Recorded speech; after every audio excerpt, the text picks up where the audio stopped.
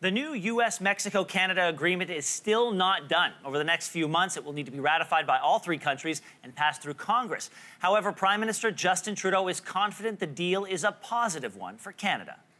It's an agreement that, when enacted, will be good for Canadian workers, good for Canadian business, and good for Canadian families. Canada got here because we kept our focus and our collective resolve, even when some were recommending we capitulate. Joining us now to break it all down is Adam Taylor, Senior Advisor to former international trade lawyer Ed Fast. Thank you so much for being here.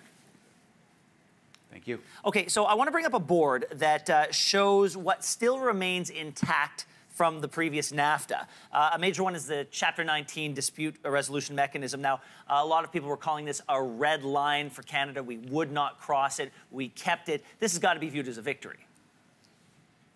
Yeah, this is absolutely a huge win for Canada. We wanted to keep our trade disputes in a binational panel system that removes the politics from it. And there was a worry that if we did away with Chapter 19, when we had trade disputes with our American or Mexican partners, it would go into domestic courts that tended to often favor the country that was in that jurisdiction. So having a binational panel removing the politics, preserving Chapter 19 is a huge win for Canada. Okay, well, let's bring up a second board, and this one shows what's going to change with this deal.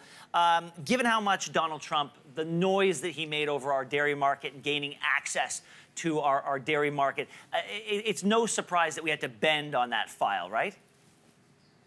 Yeah, no, I believe that this was a concession that was long forecasted as one that would have to be made by Canada. It looks like in the 11th hour, a trade for Chapter 19 in return for dairy access was made.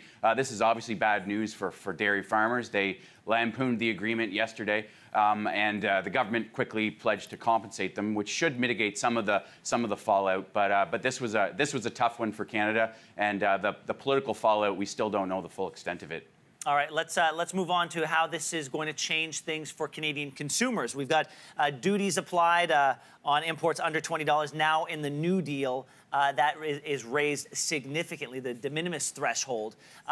What sort of impact is that going to have, and how else are consumers going to be affected?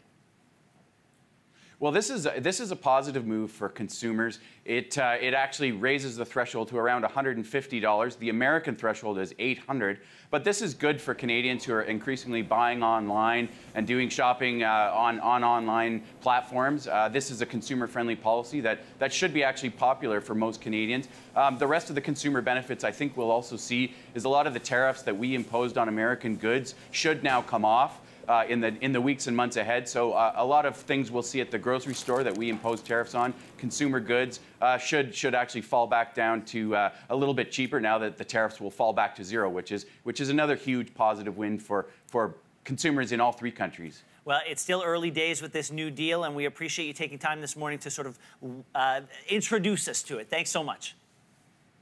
My pleasure. Thank you.